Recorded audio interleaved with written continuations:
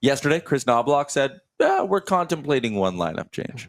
Chris Knobloch ends up making 2 lineup changes for the Edmonton Oilers. Your forward line.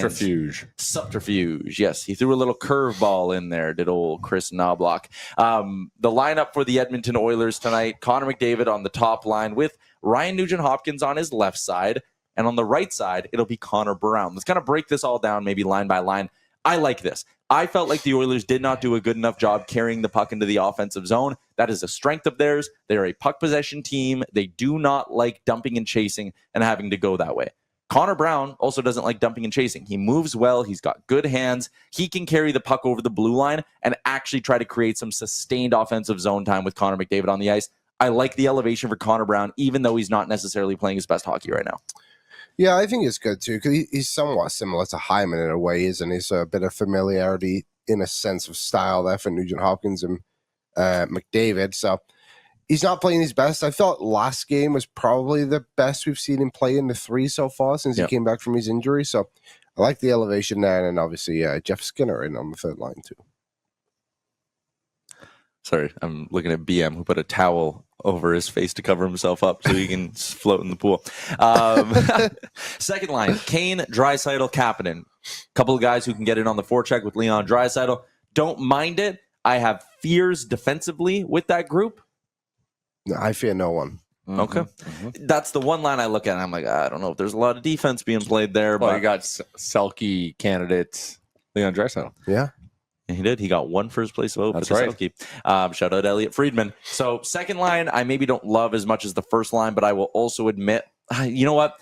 Like maybe having Podkolzin up there would have made me feel better than Kapanen, but then you're flip-flopping guys, so it's not exactly the cleanest swap to make. Third line, Henrique with Frederick, and Jeff Skinner is going to get into a Stanley Cup Final game. Jeff Skinner has played 2 games in the playoffs. Jeff Skinner has 2 points in the Stanley Cup playoffs. Yep. So you're inserting a point-per-game player into your lineup. That sounds good to me.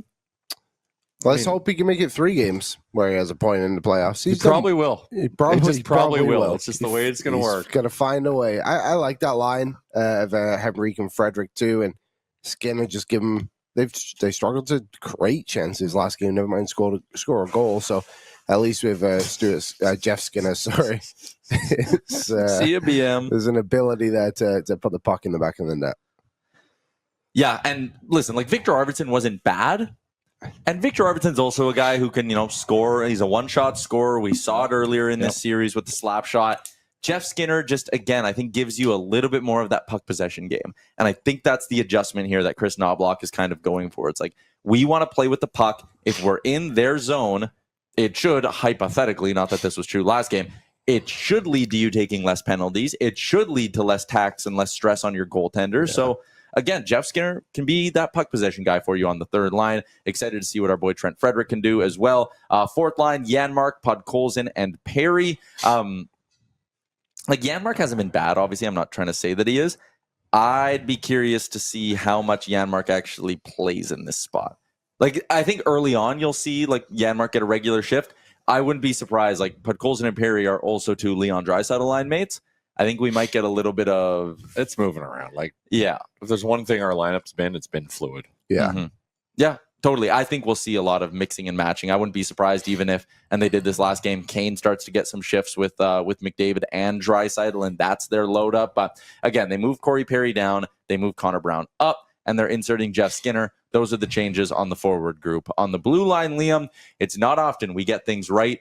This is what we were asking for from the game Mattias Ekholm returned. I said, why would you disrupt all your pairings, or 2 of the 3, when you can only disrupt 1 of the 3? You put Kulak with Bouchard. That works. That had worked for a long time. Bob Stauffer pointed out, he goes, hey, Brett Kulak plays better when he's playing a heavy workload and he's in the game. Kulak and Bouchard were a legitimate top pairing. Nurse and Stecher, that's your Nurse whisper. We don't have to explain it any more than that. That pairing works.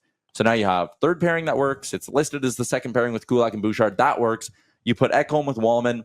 Putting Ekholm with a puck mover has traditionally worked. I think this is the only correct way for them to put these pairs together. Yeah, I do too. And I know people will be worried about Jake Wallman playing on his offside, but he did that basically his entire career until he got to Edmonton. Yep. The whole time he was playing with Siders on the wrong side, Same thing when he was in San Jose on their top pairing as well. Like, he's more than comfortable playing there, and I really like these pairings too. Hopefully, Ekholm and him can find some chemistry pretty quick. Flip him. Just flip him. Flip him. We got to flip. Someone's flipping. Someone's got to be flipped. We got to flip. What's up, Nation citizens? If you like that video, then you need to be subscribed to the Oilers Nation YouTube. Podcasts, live shows, exclusive interviews, and analysis. Everything you need from your favorite voices at Oilers Nation. And you don't want to miss any of it, so hammer that subscribe button.